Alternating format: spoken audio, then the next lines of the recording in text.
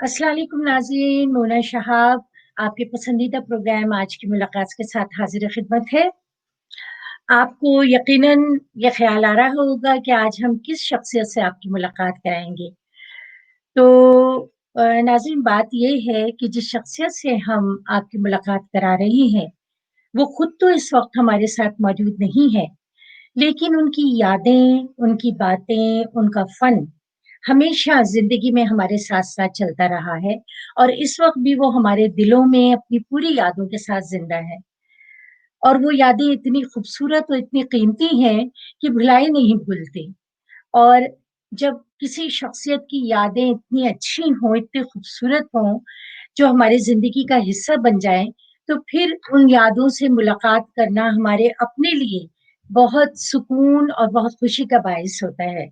तो आज हम आपकी मुलाकात अ, उर्दू अदब के एक बहुत ही खूबसूरत शायर, एक बहुत बड़े नाम, बल्कि मैं कहूँगी अदब का एक बहुत बड़ा नाम अ, है, उनकी यादों से हम आपकी मुलाकात करा रहे हैं और वो नाम है फैज़ अहमद फैज़। और इन यादों में जो मेरे साथ शरीक हैं, वो शख्सियत भी फैज़ से बहुत लगाव रखते हैं और उनके बहुत बड़े समझे फ़ैन हैं और बहुत सारी मालूमात और यादें उनसे भी वाबस्ता हैं फैज़ अहमद फैज़ की। जी, मैं बात कर रही हूँ हमारे मीडिया की एक बहुत जानी-पहचानी शख्सियत खालिद हमीद बेग, जिन्होंने हमेशा अदब के प्रोग्रामों में बढ़-चढ़ के हिस्सा लिया है। अपने खूबसूरत आवाज़ उन्होंने हमेशा प्रोग्रामों में शामिल की है और जब अ, कई साल पहले हमने बयाद फ़ैज़ अदबी मरकज़ के ज़ेर-ए-एहतमाम मनाया था, तो उसमें भी खालिद हमीद साहब की शमूलियत जो थी, वो बहुत ही अहम थी और उन्होंने बहुत जो बुनियादी तौर पे जो किरदार है उन्होंने उस प्रोग्राम की कामयाबी में अदा किया था। तो मैं आप इस वक़्त चाहूँगी कि खालिद हमीद साहब आएँ और हमारे नाज़रीन से मुलाकात कर लें। जी, खालिद हमीद साहब। जी, अस्सलाम वालेकुम। बहुत शुक्रिया मोना साहब, आपने इतने अच्छे प्रोग्राम में और इतनी अच्छी शख्सियत के लिए मुझे मेज़बानी का शरफ़ बख्शा। और मैं आपके साथ-साथ फैज़ साहब को याद करूँगा, हम दोनों याद करेंगे। और हाँ, वाक़ई क्योंकि मुझे मुझे ये लगता है कि कुछ शख्सियत ऐसी होती हैं किसी भी शोबे की, कि आप किसी हाल में भी उन्हें ना भूलना चाहते हैं, ना भुला पाते हैं। बिल्कुल सही, तो बिल्कुल फैज़ सही। Is on the top line, वो सबसे टॉप पे आते हैं, जब भी अदब का और शेर शायरी का नाम आता है। बेशक। तो आप ये बताएँ कि आज हम किस लिहाज़ से उनके लिए बात कर रहे हैं, हमारा मौज़ू क्या रहेगा? देखिए फैज़ साहब की शख्सियत के इतने पहलू हैं, हमजहत शख्सियत थे और हमजहत पहलू थे उनके, कि वो किसी तौर पे भी इतने मुख्तसर प्रोग्राम में हम उनको समेट नहीं सकते। बिल्कुल, मुझे बिल्कुल। कल की बात आप जैसे कह रही थी ना कि भूलते नहीं हैं, कल की हुँ, बात लगती है कि हमारे पिंडी में गॉर्डन कॉलेज में एक मुशायरा हो रहा था और मुझे चूँकि शौक था मुशायरा में जाने का, तो जोश मलियाबादी साहब सदारत कर रहे थे और हुँ, तमाम नामवर शायर उसमें मौजूद थे। अहमद नदीम कासमी थे, अहमद फराज थे और फैज़ साहब भी थे। तो हम लोगों को शौक होता था, मैं अपनी ऑटोग्राफ बुक लेकर गया था। तो फैज़ साहब जैसे ही मुशायरा ख़त्म हुआ, तो हमने अपनी ऑटो बुक उनके सामने पेश की, तो उन्होंने इस पे लिखा कि हम परवरिश लौह कलम करते रहेंगे, जो दिल पे गुजरती है रकम करते रहेंगे। तो मुझे बिल्कुल। वो शेर आज भी याद है और वो लम्हा बिल्कुल याद है। और कितनी धीमी, कितनी मज़ेदार शख्सियत थे वो। और उनके इस गज़ल के और भी जो शेर हैं, असबाब गम इश्क हम करते रहेंगे, वीरानी दौरा पे करम करते रहेंगे, हाँ सुभान अल्लाह! याम अभी और बढ़ेगी, हाँ अहले सितम मश्क सितम करते रहेंगे। करते रहेंगे। क्या बात है! मैंने बाद तो में एक सेहर अंगेज़ जो उनकी शख्सियत के साथ-साथ उनकी शायरी भी हम पे सहर तारी कर देती है। बेशक, बेशक। मैंने फिर उनके बारे में जो मुताला किया और कोशिश की कि थोड़ा बहुत उनके मुतालिक जान लूँ। और आगा नासिर साहब जो हमारे मैनेजिंग डायरेक्टर भी रहे टेलीविज़न के और नेफ़टेक के, और उन्होंने बड़ी किताबें लिखी, ख़ास तौर पे उन्होंने फैज़ साहब के शायरी और उसके पस मंज़र पर एक बड़ी खूबसूरत किताब लिखी है, हम जीते जी मसरूफ़ रहे। तो उसमें भी वो यही फैज़ साहब के बारे में कहते हैं कि वो बेहद नरम ख़ू, मध्यम और ठंडे मिजाज के आदमी थे, मगर इसके बावजूद उनकी शख्सियत और दानिश्वरी का रोब कायम था और उनसे बात करते हुए कुछ खौफ सा आता था। वो अपने ज़माने के दूसरे शायरों और दानिश्वरों से बहुत मुख्तलिफ थे। मुझे उनकी शख्सियत के गिर्द एक हाला सा महसूस होता था। अगर वो किसी महफिल में आ जाते तो उनके दाखिल होते ही ऐसा लगता था जैसे कमरा रोशनी से मामूर हो गया है। सुभान इस अल्लाह। कैफियत को लफ्ज़ों में बयान करना बहुत मुश्किल है। और वो फिर लिखते हैं कि वो सारी उम्र काम और इश्क की कश्मकश में मुब्तला रहे। उन्होंने ज़िंदगी भर अच्छे अच्छे शेर कहे और अच्छे अच्छे काम किए, मगर हमेशा नामुतमईन ही रहे। वो लोग बहुत खुशकिस्मत थे जो इश्क को काम समझते थे या काम से आशिकी करते थे। हम जीते जी मसरूफ़ रहे, कुछ इश्क किया कुछ काम किया, काम किया। काम इश्क के आड़े आता रहा और काम से इश्क उलझता रहा। फिर आखिर तंग आकर हमने दोनों को अधूरा छोड़ दिया। उनकी क्या इन्हीं बात अबयात से आगा साहब ने किताब का उन्वान भी अख़ज़ किया कि हम जीते जी मसरूफ़ रहे। है। जी। ये इब्तिदाई सा एक उनका तारुफ कह लें जो है, और ज़ाहिर है हम आज के इस प्रोग्राम में उनका ज़िक्र करते रहेंगे, उनके हर पहलू पे कोशिश करेंगे कि कुछ न कुछ रोशनी डाली जाए। और आप मेरे और साथ, ज़ाहिर है आप भी उनकी शायरी। बिल्कुल, बल्कि मैं यही सोच रही थी, और मैंने भी जब थोड़ा-सा अपनी यादों को ताज़ा करने के लिए कुछ किताबों का सहारा लिया, तो मैं सोची थी कहाँ से इस डोर को किस सिरे से पकड़ा जाए और कहाँ तक इसको ले जाया जाए, बहुत क्योंकि वो इतना वास्ट एक तो सब्जेक्ट है। और मेरे ख़्याल में कोई ऐसा स्कॉलर दुनिया का जो अदब से वाबस्ता है, नहीं है, जो चाहे वो मग़रिब का हो या बरे-सग़ीर का, कि जो जिसने फ़ैज़ के बारे में कुछ न कुछ राय न दी हो, और दूसरे लिहाज से उनको जो है सराहा ना हो, उनकी शायरी पे, उनकी शख्सियत पे बात ना की हो। और तो मेरे ख़्याल में बैनुल-अक़वामी शख्सियत थे वो, यानी इतनी जी, दुनिया फिरे थे वो, जी, और दुनिया के तमाम जो हालात थे उनकी नज़र में रहते थे और उससे वो मुतासिर भी होते थे। यानी जहाँ बिल्कुल। दुनिया में जहाँ कहीं ज़ुल्म-ओ-सितम हो रहा है, फैज़ साहब उसकी शायरी में वो नज़र आता था। ज़ाहिर है वो सेंसिटिव होना ही उनकी शख्सियत का सबसे बड़ा एक पहलू था, जिसकी वज़ह से उन्होंने जो कुछ भी अपनी शायरी की और आज पीछे छोड़ गए हैं अपनी शायरी, एक बहुत बड़े खजाने की सूरत में। तो वो तो ज़ाहिर है सेंसिटिव होने की वजह से ही उन्होंने इतना कुछ जो है हमारे लिए लिखा और छोड़ा, और सारी दुनिया के लिए वो एक अ, अच्छा नमूना पेश करके गए हैं कि एक शायर को इतना ही हसास होना चाहिए। बिल्कुल। अ, जहाँ तक आप तो ख़ैर उन आपने उनकी इनक़िलाबी शायरी पढ़ी होगी, और लोग आम तौर पे यही समझते हैं कि फ़ैज़ जो थे वो सिर्फ़ एक इनक़िलाबी शायर थे। तो आप क्या समझते हैं, क्या खाली वो एक इनक़िलाबी शायर थे? नहीं, नहीं, नहीं।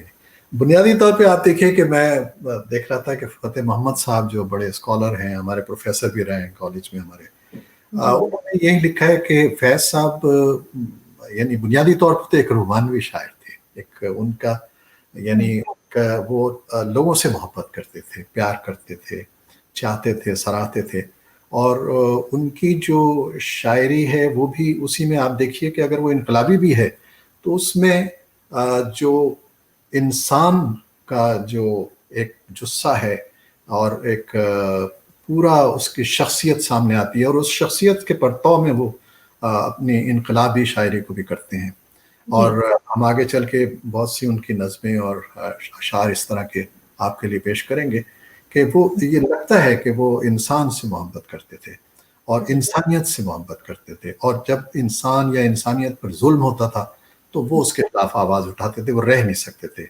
लेकिन वो बिल्कुल। बहुत ही सब्र व बर्दाश्त वाले आदमी थे, कभी उन्होंने बहुत ज़्यादा कोई शोर व गुल नहीं किया, उनको जेल में कैद किया गया। तो फ़तेह मोहम्मद साहब ने यही लिखा है कि जब वो पहले रावलपिंडी की जेल में उनको ऊपर साजिश का केस लगा के उन्हें जब गिरफ्तार किया गया और वो कुछ अरसा जेल में रहे, تو اس کے بعد سے ان پر ایک چھاپ سی لگ گئی کہ یہ انقلابی شاعر ہیں، کیونکہ بعد میں آ کے انہوں نے وہ شاعری اس طرح کی اور وہ پھر اسی جو اس کہنا چاہیے اس تمغے کو، اس اعزاز کو سنبھالتے سنبھالتے پھر انہوں نے رومانوی اور دونوں شاعریوں کو ملا کر ایک شاعری کی. جی ہاں، میں بھی یہی دیکھ رہی تھی جب میں ان کو اسٹڈی کر رہی تھی. ایکچولی کچھ سال ہو گئے مجھے ایک پیپر پڑھنے کو ملا تھا. مجھ سے کہا گیا تھا کہ یہ ایک کانفرنس میں پڑھنا تھا نیو یارک کی. تو ہمارے جو ڈاکٹر تقی آبدی ہیں انہوں نے تو ظاہر ہے فیض کے اوپر بہت بڑا ان کا ریسرچ کا کام ہے کہ ان کا بہت ہی بگ والیوم کی ایک ان کی کتاب ہے فیض فہمی کے نام سے. تو ڈاکٹر صاحب نے مجھ سے کہا کہ مونا فیض کی انقلابی شاعری پہ تو بہت کچھ بات کرتے ہیں، ان کی جمالیاتی شاعری پہ کم بات ہوتی ہے. تو میں نے اس کو مطلب یہ ایک چیلنج کے طور پہ لے کے پھر اس کی ریسرچ کی. تو مجھے جو کچھ معلومات ہوئی بڑی امیزنگ تھی. میں نے بھی نہیں سوچا تھا کہ وہ اس قدر خوبصورت ان کی رومانوی جو ایک سینس تھا شاعری کا وہ تھا کہ یہاں تک کہ ان کی غزلوں سے ہٹ کے ان کی نظموں میں بھی ایک خوبصورت تغزل پایا جاتا تھا، ان کی نظموں میں بھی ایک رومانس پایا جاتا تھا، چاہے وہ کسی بھی سبجیکٹ پہ لکھ رہے ہوں. اور جیسا کہ میں نے جانا کہ انہوں نے جب پہلے مشاعرے میں شرکت کی اور پہلے مشاعرے میں جب پہلی غزل کا پہلا شعر پڑھا، وہی ایک مطلب بہت ہی چونکا دینے والا شعر تھا. اور وہ شعر تھا کہ لب بند ہے ساقی میری آنکھوں کو پلا دے، لب بند ہے ساقی میری آنکھوں کو پلا دے، وہ جام جو منت کشے صحبا نہیں ہوتا. تو وہ گہرائی اور گہرائی جو ان کے شاعری میں تھی وہ جب سے شروع ہو گئی تھی کہیں نقش فریادی کے زمانے سے. اور پھر اس کے علاوہ یہ بھی کہ وہ بنیادی طور پہ کیونکہ ایک جمال پرست شاعر تھے، اور لیکن ساتھ ساتھ جب انہوں نے زندگی کے اور تجربے کیے تو یقیناً ان کی شاعری میں دوسرا رنگ آیا ہوگا. تو جیسے کہ آپ کہہ رہے ہیں کہ خود بخود ایک وقت کے ساتھ ساتھ ان کی شاعری میں انقلابی رنگ آیا. تو مگر پہلے اگر دیکھا جائے تو وہ بنیادی طور پہ ایک رومانوی شاعر تھے، اور مگر بعد میں وہ عالم ہوا کہ جو کوئے یار سے نکلے تو سوئے دار چلے. تو اور سوئے دار کی جو کیفیت تھی وہ آپ معلوم ہے. بالکل بالکل بالکل. دیکھیے وہ وہی والی بات ہے کہ انہوں نے بہت ہی ترتیب سے بڑے خوبصورت انداز میں اپنی شاعری کو ایسے چینج کیا، تبدیل کیا کہ وہ لوگ ان کے رومانوی شاعری کو بھی پسند کرتے تھے اور ان کی انقلابی شاعری کو بھی اس لیے پسند کرتے تھے کہ اس میں بھی رومانی عکس نظر آتا تھا. اب میں آپ ان کے جو مشہور معروف نظم ہے کہ مجھ سے پہلی سی محبت میرے محبوب نہ مان، اگر آپ سنتے رہیں. اب وہ اس کا میں ایک پس منظر پڑھ رہا تھا کہ 1935 میں فیض صاحب لاہور کو الوداع کہہ کر امرتسر آ گئے. انہیں وہاں ایم اے کالج میں لیکچررشپ مل گئی اور وہاں پر ان کی دوستی ہوئی کئی لوگوں سے. ان کے نام تھے صاحبزادہ محمود ظفر اور ڈاکٹر رشید جہاں. تو بقول فیض ڈاکٹر رشید جہاں نے ان کو سکھایا کہ اپنا جو ذاتی غم ہے یہ بہت معمولی سی چیز ہے، دنیا بھر کے دکھ دیکھو اور محض اپنی ذات کے لیے سوچنا خود غرضی ہے. تو اپنے یوں یہ واقعہ ان کی زندگی کا ایک اہم موڑ بن گیا اور اس وقت سے ان کی شاعری اور ان کا ذہنی رجحان بدل گیا اور وہ غریبوں، مفلسوں، ضرورت مندوں، مجبور اور مفلوق الحال عوام کے شاعر بن گئے. تو یہ اپنے جذبات کے اظہار کے لیے یہ ان کی پہلی نظم تھی. اس کو ان کی شاعری کا اہم ترین سنگ میل سمجھا جاتا ہے. مجھ سے پہلی سی محبت میرے محبوب نہ مان، میں نے سمجھا تھا کہ تو ہے تو درخشاں ہے حیات، تیرا غم ہے تو غم دہر کا جھگڑا کیا ہے، تیری صورت سے ہے عالم میں بہاروں کو ثبات، تیری آنکھوں کے سوا دنیا میں رکھا کیا ہے. سبحان اللہ. آپ یہ دیکھیں کہ وہ خوبصورتی جو حسن ہے ایک انسانی، اس کو اجاگر کر رہے ہیں، لیکن آہستہ آہستہ جب اس पूरी नज़म को आप पढ़ेंगे और हम तो सुनेंगे वो तो फिर उसमें जी अच्छा जब इस नज्म का जिक्र हो ही रहा है तो क्यों ना हम ये नज्म एक बहुत ही खूबसूरत आवाज में सुने। क्या बेशक ये हमारी एक बहुत अच्छी दोस्त हैं और वो बहुत ही माशाल्लाह अल्लाह ताला ने उनको खूबसूरत आवाज से नवाजा है। और सबसे अच्छी बात ये है कि वो अदब के प्रोग्रामों में बराबर से शिरकत करती हैं और उनकी ये कदर अफजाई है अदब की तरफ कि वो बड़े बड़े शायरों का कलाम उसमें अदब की महफिलों में पेश करती हैं। हमारी बहुत ही अच्छी दोस्त और उनका नाम है शीबा नवीद। उनकी आवाज में हम आपको बहुत ही खूबसूरत सी सुनाते हैं। बिल्कुल जी शीबा।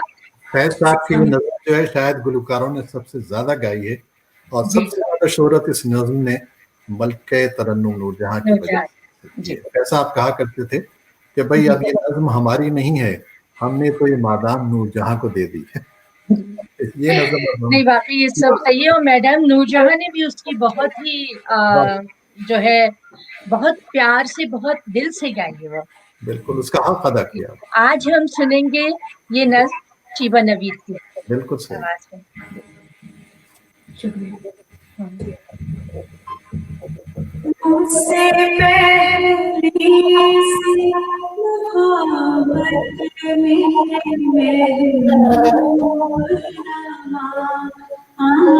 मुझसे पहली सी मोहब्बत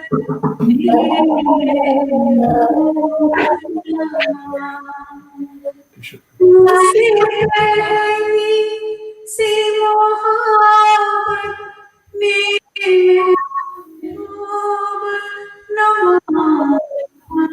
मुझसे पहली सी मोहब्बत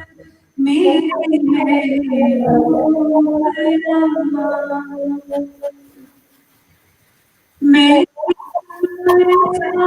था कि तू है तो दर्शन है हया तेरा गम है तो गमे दहर का झगड़ा क्या है तेरी सूरत से आलम में बहारों को सबा तेरी आँखों के सिवा दुनिया में रखा क्या है तेरी आँखों के सिवा दुनिया में रखा क्या है तू जो मिल जाए तो तकदीर निगाह हो जाए यूं ना था मैंने फकत चाहत यूं हो जाए हाँ मुझसे पहली सी मोहब्बत मेरे महबूब नमा मुझसे पहली सी मोहब्बत मेरे महबूब नमा अनगिनत सदियों की तारीख बही मानतरस रेशमों अतलसो कम ख्वाब में बुनवाए हुए जा बजा बिकते हुए कूचा बाजार में जिस खाक में खड़े हुए खून में नहलाए हुए लौट जाती है उधर को भी नजर क्या कीजिए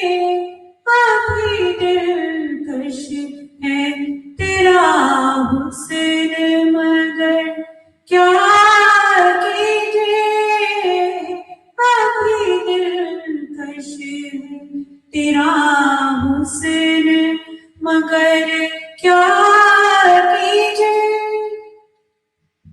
اور بھی دکھ ہے زمانے میں محبت کے سوا راحتیں اور بھی ہے وصل کی راحت کے سوا ہاں مجھ سے پہلی سی محبت میرے محبوب نما مجھ سے پہلی سی محبت میرے محبوب نما. بہت خوبصورت ماشاءاللہ. حق ادا کیا ہے آپ نے شیبہ. شکریہ. ہاں ماشاءاللہ ماشاءاللہ. تو یہ نظم جو ہے وہ ہمیشہ سے کہنا چاہیے کہ پائندہ تابندہ اور پائندہ نظم بن گئی ان کی. اور یوں تو بے شمار اور بھی ان کے گانے نظم اور غزلیں جو ہیں وہ کون ایسا گلوکار ہے جس نے نہ گائی ہو یا نہ گانی چاہی ہو، تو اس پہ بھی ہم آگے بات کریں گے. لیکن اب ہم جو ہے اس تاثر کی طرف بڑھنا چاہیں گے خالد صاحب کے جو ایک تاثر ہے ان کا انقلابی شاعر کی حیثیت سے، تو ہم کس طرح سے ان کو علیحدہ کر سکتے ہیں خالی اس ٹائٹل سے. دیکھیے اصل چیز ان کی یہ تھی کہ انہوں نے پاکستان کو بنتے ہوئے دیکھا، خواب دیکھا پاکستان کا اور پاکستان کو بنتے ہوئے دیکھا.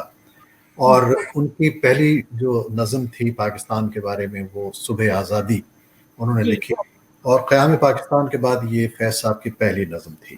آزادی کی طویل جدوجہد کے بعد 14 اگست 1947 کو پاکستان ایک آزاد خود مختار مملکت کے طور پر مارے سے وجود میں آیا، اور آزادی کی اس جنگ کا آغاز ایک صدی قبل ہو گیا تھا.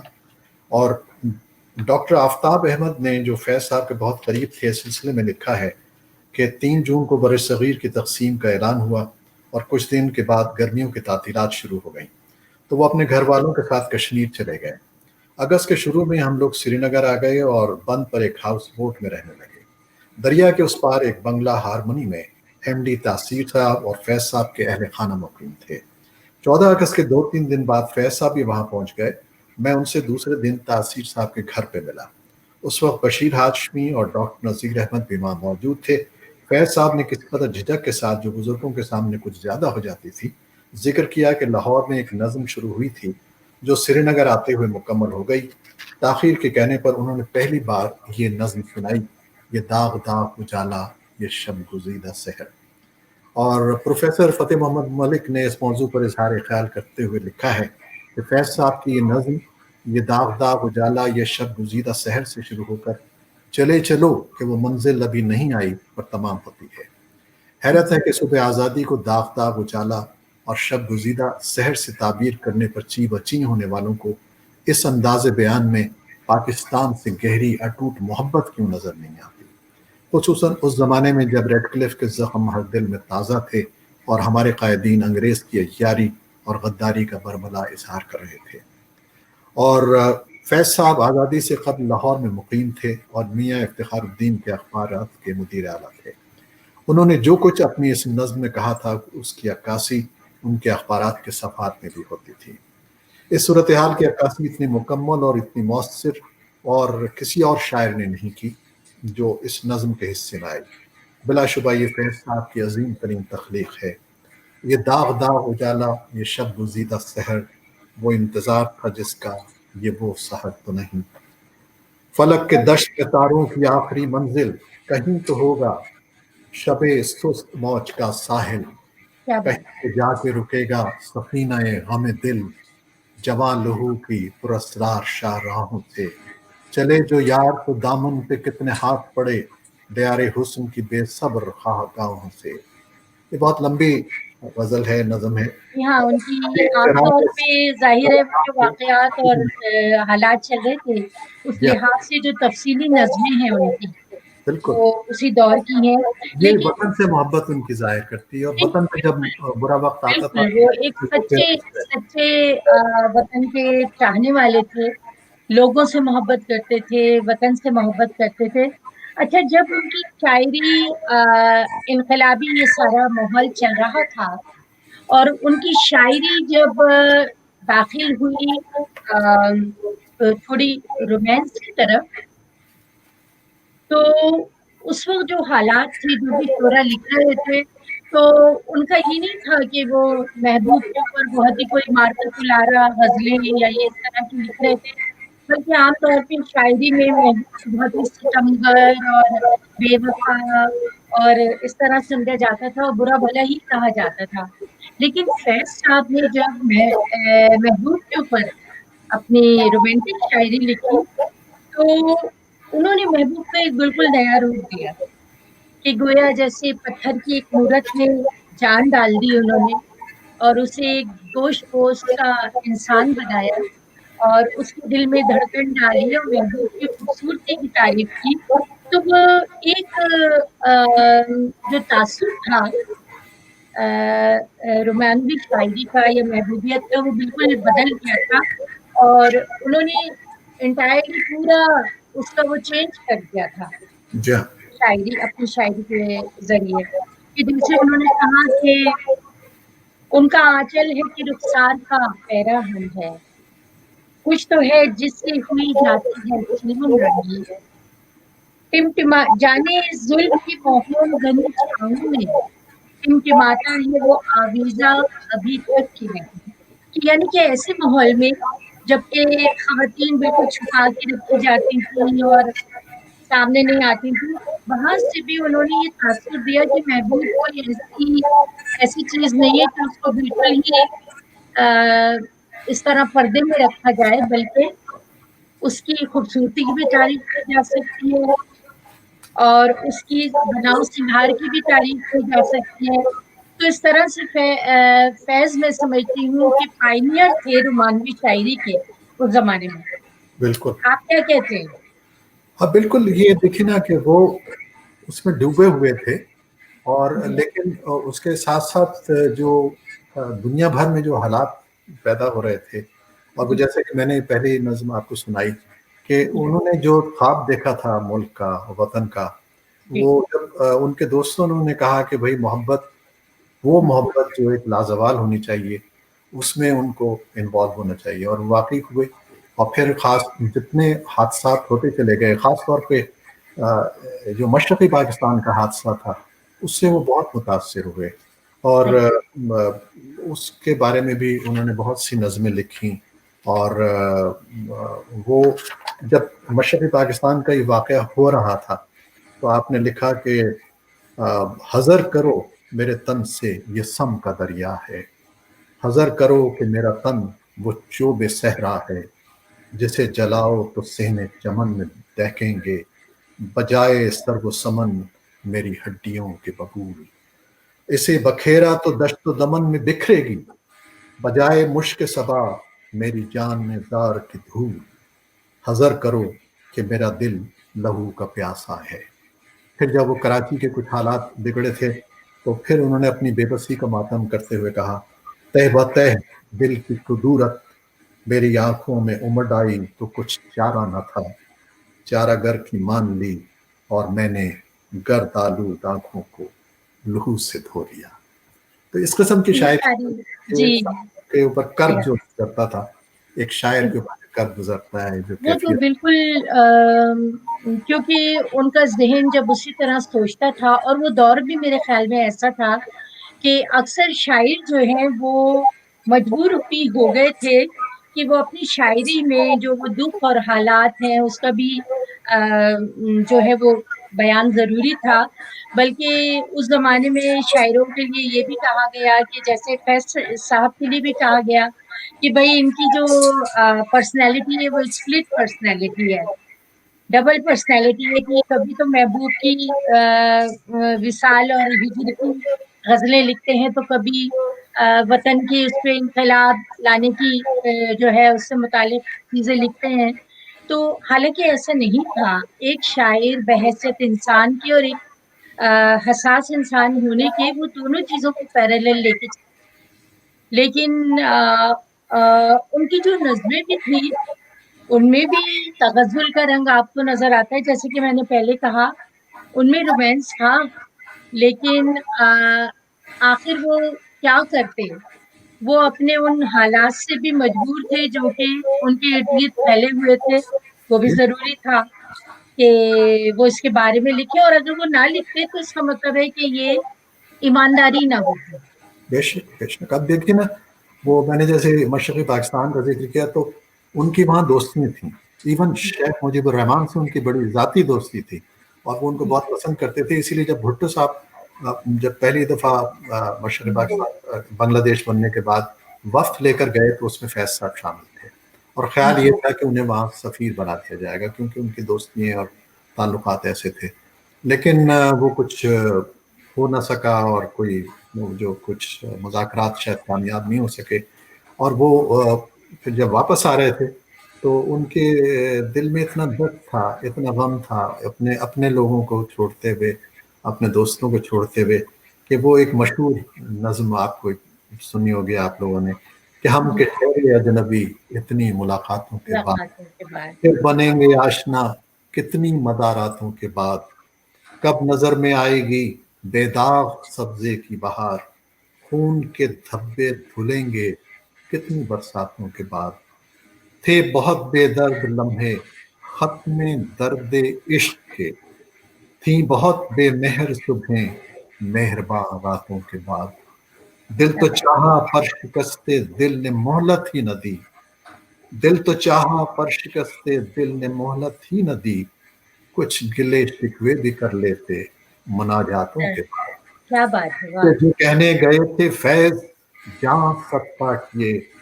ان کہی ہی رہ گئی وہ بات سب باتوں کے بعد. سبحان اللہ.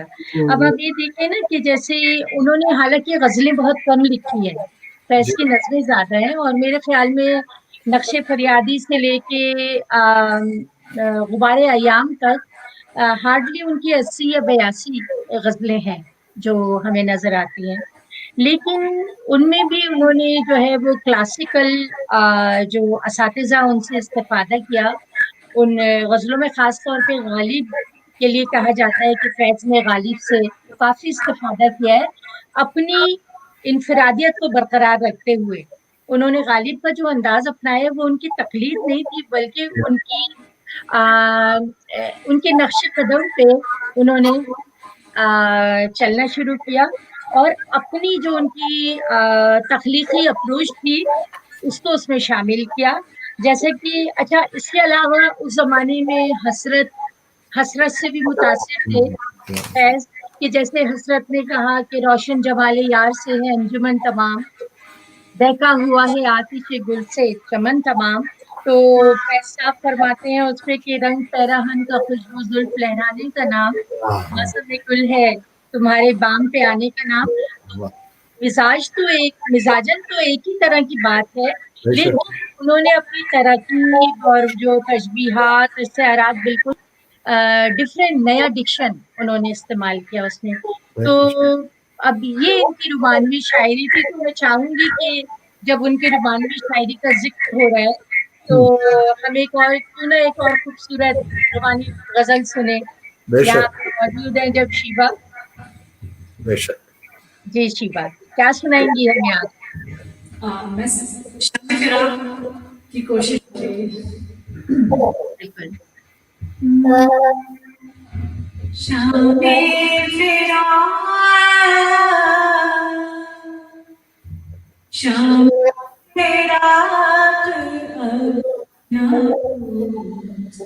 آئی اور آ کی ٹل گئی, دل تھا کہ پھر بہل گیا, جاتی کہ پھر سنبھل گئی.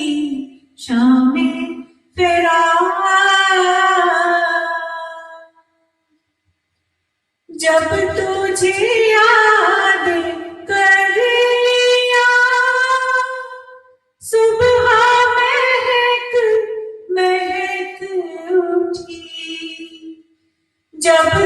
मुझे याद कर लिया, सुबह महक महक उठी जब तेरा जगा लिया, रात मचल मचल गई, शामें तेरा दिल से तो है मामला, करके चले थे साथ हम, दिल से तो हर मामला करके चले थे साथ हम, कहने में उनके सामने बात बदल बदल गई, शामें तेरा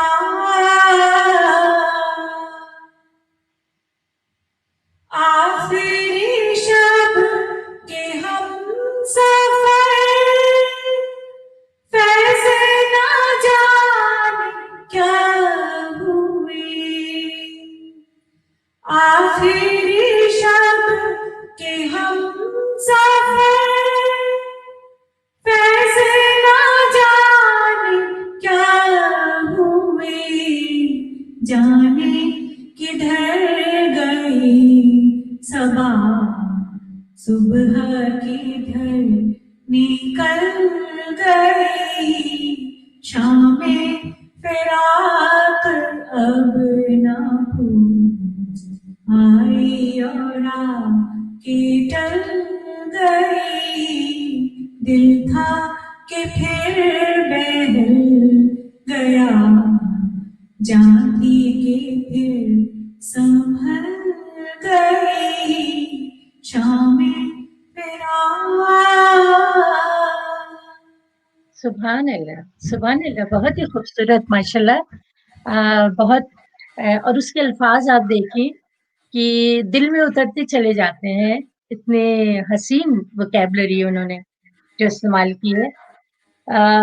अगरचे कि उनका जो सियासी शऊर था, उसकी बालिदगी तो हमें पता है कि वो कितना बालिदा है, लेकिन अगर वो शायरी में लफ्जों के बनाव सिंगार से गुरेज भी करें तो सियासी उनकी शायरी या इनकलाबी शायरी बिल्कुल एक अलग है और रोमानवी शायरी बिल्कुल अलहदा रंग लिए हुए है। तो आप इस बात पे एग्री करेंगे खालिद साहब?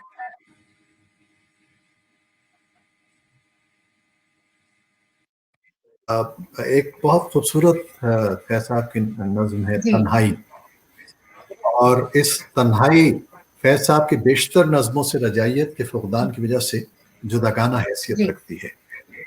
कहते हैं कि 9 मिसरे जो हैं मायूसी की हद तक पहुंचे हुए दिलगिरी और बेचैनी के जज्बे दुनिया से मुकम्मल बेताल्लुकी और पस हिम्मती के एहसास का अहाता करते हैं। इस महदूद शेरी फ़ज़ा में टूटती हुई उम्मीद और तन्हाई के अलमिये की एक पूरी कहानी समा गई है।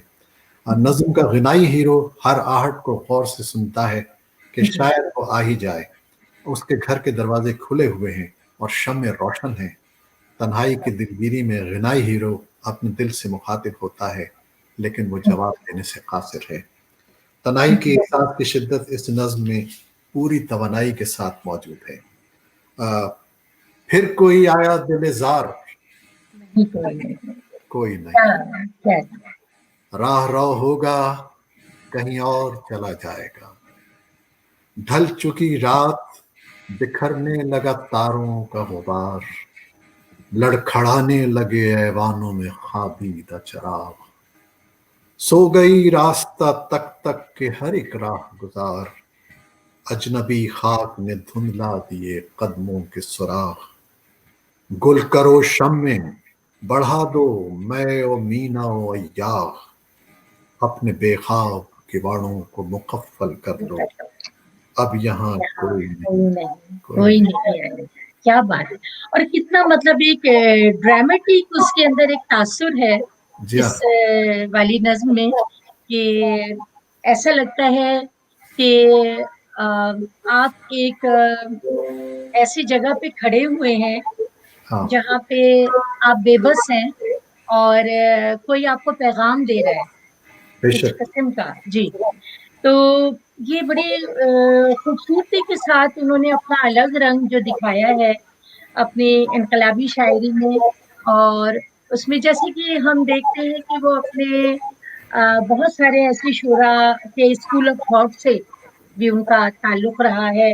مثلا اختر شیرانی سے یہ مطلب کہا جاتا ہے، مطلب اہل ادب بھی اس چیز کو ایگری کرتے ہیں کہ انہوں نے رومانوی شاعری میں اختر شیرانی سے استفادہ کیا ہے، لیکن انداز بالکل الگ ہے.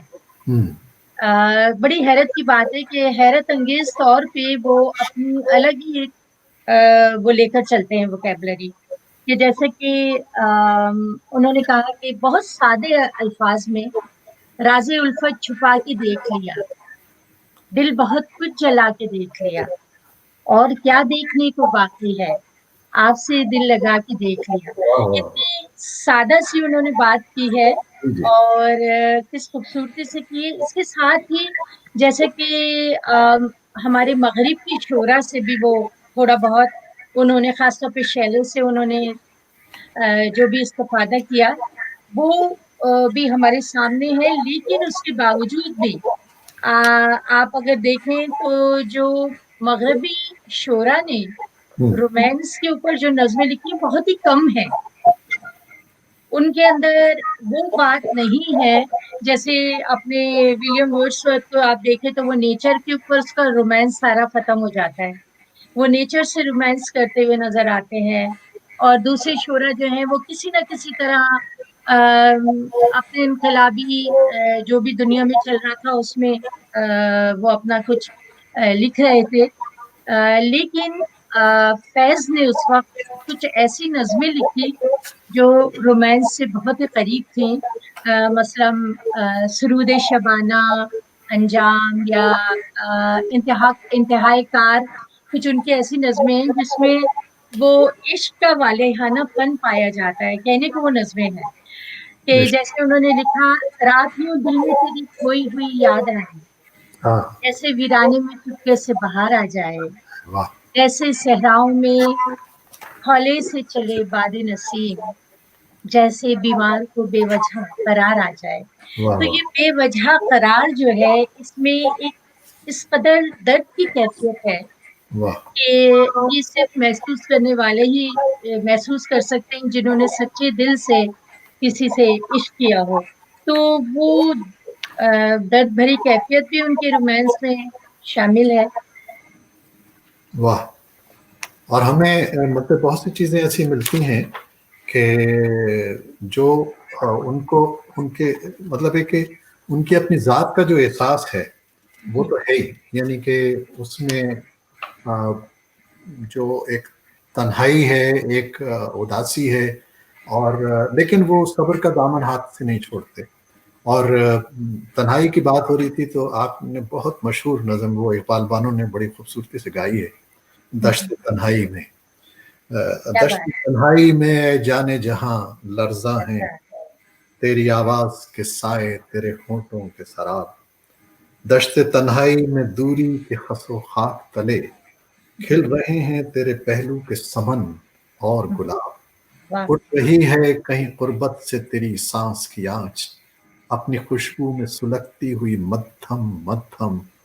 دور افق پار چمکتی ہوئی قطرہ قطرہ، گر رہی ہے تیری دلدار نظر کی شبنم. سب کیا اس قدر پیار سے جانے جہاں رکھا ہے، رکھا ہے. دل کے رخسار پہ اس وقت تیری یاد نہاد. یوں گما ہوتا ہے گرچہ ہے ابھی صبح فراق، ڈھل گیا ہجر کا دن آ بھی گئی وصل کی رات. واہ واہ. اب یہ دیکھیے کہ اس میں سب کچھ ہے، رومانس بھی سب ہے. کچھ ہے، رومانس بھی ہے. جیسے غالب نے جو اپنی رومانٹک غزلیں لکھی ہیں انہی کے لہجے اور اس کو اپناتے ہوئے اسے ہم آہنگ ہو کر जो उनकी एक और गजल है ना, वो मुझे बेहद पसंद है, न गवाओ नावे के नीम शब, हाँ, रेजा रेजा गवा दिया।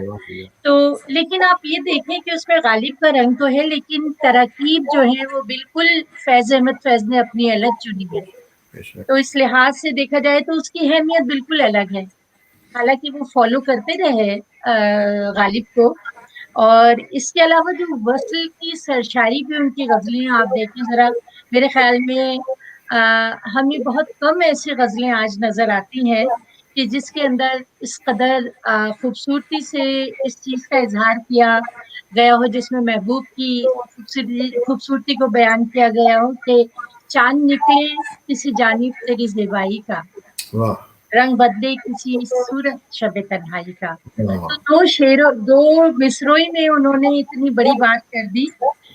मेरे ख्याल में गालिबन ये जो इनकी नज्म है ये सरे वादी सीना जी हाँ। से ली गई है, जो अपनी हिसाब से बहुत ही इनकी खूबसूरत नज्म है। तो मैं ये समझती हूँ कि हम दोबारा उनकी इनकलाबी शायरी की तरफ आएंगे, हाँ क्योंकि इस वक्त तो हम लोगों का लग रहा है मुकाबला चल रहा है कि मैं ये साबित करने पे तुली हुई हूँ कि वो रोमांटिक शायर थे, आप साबित करना चाह रहे हैं वो इनकलाबी शायर। नहीं, मैं तो देखता हूँ उनकी जिंदगी को। आप ये देखिए कि ज्यादातर उनकी जिंदगी जेल में गुजरी, और कई कई साल वो जेलों में रहे, कैद तन्हाई में रहे। जी और उनके जो साथ दोस्त हैं वो बताते हैं कि किस तरह वो धीमे अंदाज में चलते रहते थे। जी और इसी दौरान एक उन्होंने एक तराना लिखा एक जेल में। जी दरबारे वतन में जब एक दिन सब जाने वाले जाएंगे, कुछ अपनी सजा को पहुंचेंगे, कुछ अपनी जजा ले जाएंगे। ए खाक नशीनों उठ बैठो, वो वक्त करीब आ पहुंचा है, जब तख्त गिराए जाएंगे, जब ताज उछाले जाएंगे। अब टूट गिरेंगी जंजीरें, अब जिंदानों की खैर नहीं, जो दरिया झूम के उठते हैं, तिनकों से न टाले जाएंगे। कटते भी हाँ, चलो, बढ़ते भी चलो, बाजू भी बहुत हैं, सर भी बहुत, चलते भी चलो कि अब डेरे मंजिल पे डाले जाएंगे। ए जुल्म के मातो लब खोलो, चुप रहने वालों चुप कब तक, कुछ हश्र तो उनसे उठेगा, कुछ दूर तो ना ले जाएंगे। तो हाँ, ये एक तराना हाँ, का इसी इसी तर्ज में एक और भी नज्म बहुत मशहूर उनकी हुई है, जब ताज उछाले जाएंगे। चले जाएंगे जब। अच्छा, उनकी फैमिली के बारे में भी हम थोड़ा सा ये बताना चाहेंगे कि उनकी जो जाहिर है दो बेटियां थीं, सलीमा मुनीजा और उनकी बेगम एलिस, उन्होंने बिल्कुल भरपूर, हालांकि फैज की जिंदगी जो है वो एक बिल्कुल ही अफरा तफरी और मुसलसल एक सफर की तरह थी, लेकिन उनकी फैमिली ने, खास जी तौर पे उनकी बेगम ने, बच्चियां तो छोटी होंगी उनकी इस वक्त, उनकी बेगम ने बराबर से फैज का साथ दिया। और वो एक बहुत अच्छी, हालांकि वो जाहिर है वो अपने वहां से थी, दूसरी कंट्री से थी, हमारी सोसाइटी से उनका कोई ताल्लुक नहीं था, हमारे कल्चर से ताल्लुक नहीं था, लेकिन उन्होंने अपनाया उस कल्चर को। और उन्होंने फैज का मतलब पूरी पूरी तरह से फैज अहमद फैज का साथ दिया, जिससे फैज का सफर आसान हुआ। और उन्होंने अपनी फैमिली के साथ जो है अपने इस सफर को जारी रखा। और जैसा कि हम सुनते हैं कि आज भी उनके नाम से, इस घर के नाम से लाहौर में एक बहुत बड़ा खूबसूरत सा उन्होंने बनाया हुआ है यादगार के तौर पे, जिसमें उनकी तमाम यादें जो हैं वो मौजूद हैं। और ये बहुत ही हेल्दी, सेहतमंदाना रवैया हो सकता है किसी फैमिली का कि वो अब इस तरह से साथ दे बेशक। किसी टफ सफर में। और तो फैज की राइड बड़ी टफ रही, लेकिन फिर भी वो कुछ छोड़ गए हैं हमारे लिए जो हमने सोचा भी नहीं था। बेशक। और मेरे ख्याल में हमें उसकी बहुत कदर करनी चाहिए। तो आप क्या कहेंगे इस सिलसिले में? بالकुल मेरे सामने एक छोटा सा एक खत है, अगर आप इजाजत दें तो मैं पढ़ूं। जी जी उन्होंने बिल्कुल। अपनी बेटी को लिखा था, वो जेल में थे, तो उन्होंने जी लिखा था, प्यारी छीमी। सलीमा को उन्होंने लिखा था, प्यारी छीमी, बहुत सा प्यार। अम्मी के हाथ तुम्हारा खत मिला, दिल खुश हुआ। फिर अखबार की कटिंग भी मिली, लो भाई तुम्हारा नाम तो अभी से कोई 4 दफा अखबार में छप चुका है। बड़े बड़े नवाब और खान बहादुर सारी उम्र इतनी सी बात के लिए तरसते रहते हैं। अक्सर अपना नाम पीटी में देखने के लिए, पाकिस्तान टाइम्स में देखने के लिए हमारी खुशामद किया करते थे। एक ऐसे ही नवाब साहब के बारे में मैंने एक प्ले बीबीसी के लिए लिखा था, गालिबन अगले महीने ब्रॉडकास्ट होगा। बीबीसी के लिए मैंने और भी बहुत से प्रोग्राम रिकॉर्ड किए थे। तुम्हारा रेडियो तो शायद नहीं चलता, किसी चचा से कहना ख्याल रखें और तुम्हें सुनवा दें। मैं बिल्कुल आराम से हूँ। ब्रादर्स कारामाज़ोव शुरू की है, आहिस्ता आहिस्ता पढ़ रहा हूँ ताकि ज़्यादा लुत्फ आए। तुमने पढ़ी है या नहीं? अगले हफ्ते तुम्हारी आंटी जमीला की शादी पर सब लोग कराची से आएंगे। ख्याल था कि न्यू ईयर सब साथ मनाएंगे, लेकिन अफसोस हमें इधर की दावत आ गई। खैर तुम समझ लेना कि हम ढाका या लंदन में हैं। तुम्हारी सालगिरह मना ली, यही बहुत है। बाकी बातें मिलने पर होंगी। बहुत सा प्यार, अब्बा। क्या बात है, वाह। मतलब उसमें बच्ची को उन्होंने किस तरह से उसको नफ्सियाती तौर पे भी बिल्कुल समेटा, और बिल्कुल अमेजिंग। बिल्कुल बिल्कुल।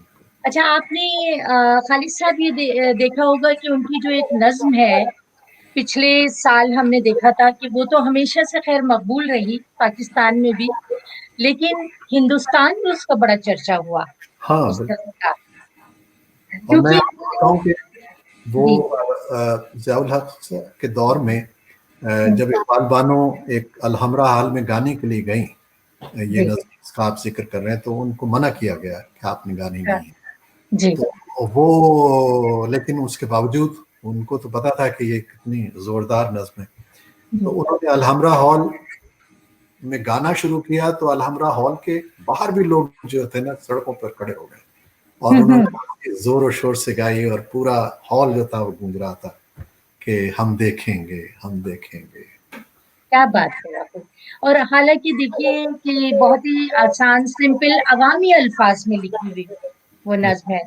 तो इससे पहले कि हमारे प्रोग्राम का, क्योंकि वक्त बिल्कुल इख्तिताम पे है, इससे पहले कि हम ये नज्म सुनने की फरमाइश करें, मैं बहुत शुक्रिया आपका अदा करना चाहूंगी, खासतौर पर खालिद साहब आपका, कि आप हमेशा टाइम निकालते हैं और अपनी खासतौर पे अदब के लिए, ये इट्सेल्फ आपके बहुत बड़ा, मतलब आप की नहीं, क्या मेरे लिए कहते तो हैं, बड़ी काबिले सआदत। तहसीन ये आपका जज्बा है। हम्म, और बहुत खुशी होती है हमेशा आपसे बात करके, मालूमात में भी इजाफा होता है, बहुत बहुत अच्छा लगता है। शुक्रिया। तो मैं I-95 की तरफ से आपका बहुत शुक्रिया अदा करना चाहूंगी, और अपने दोस्त हिबा नवीद का बहुत शुक्रिया अदा करना चाहूंगी कि उन्होंने भी अपना इतना कीमती वक्त निकाला वीकेंड पे और इस प्रोग्राम को मजीद खूबसूरत बनाया।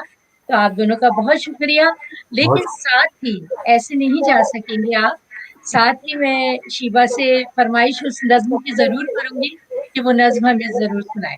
बेशक बेशक बेशक, बहुत शुक्रिया आपका कि आपने हमें मदऊ किया और ये मौका फराहम किया, और इट्स हमारे इट्स लिए एन ऑनर फॉर अस, मेरे लिए एहसास। हमारे भी ऑनर है आपका आना। बहुत शुक्रिया, बहुत शुक्रिया। बहुत शुक्रिया।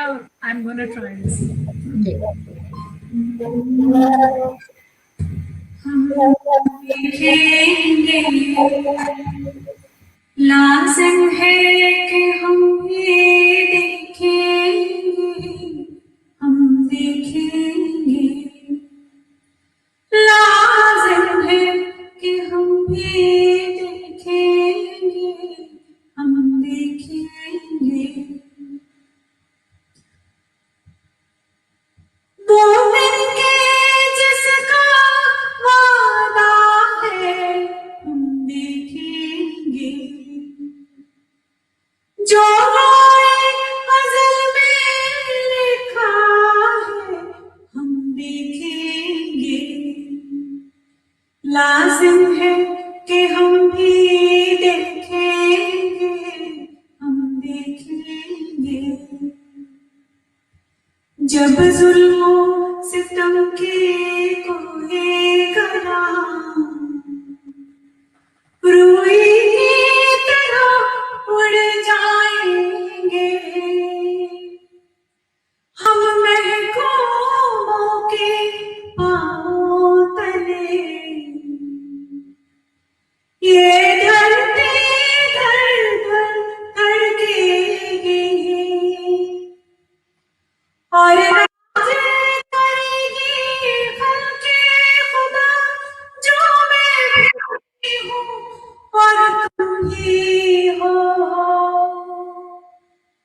और रहे हुक्म के सरों पर जब बिजली कड़कड़ कड़केगी हम देखेंगे। लाजिम है कि हम भी देखेंगे, हम देखेंगे। बस नाम रहेगा अल्लाह का, जो गायब भी है हाजिर भी, जो मंजर भी है नाजिर भी। उठेगा हक का नारा, उठेगा हक का नारा, जो मैं भी हूँ और तुम भी हो। और राज करेगी खल्के खुदा, जो मैं भी हूँ और तुम भी हो। हम देखेंगे, लाजिम है कि हम